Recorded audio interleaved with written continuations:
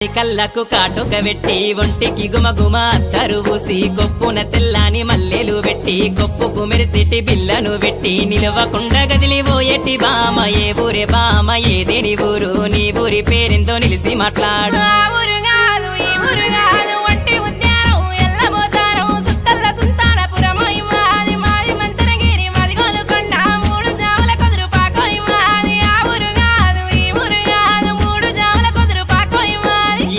బామ ఏదేని ఊరు నీ ఊరి పేరెందో నిలిసి మాట్లాడు.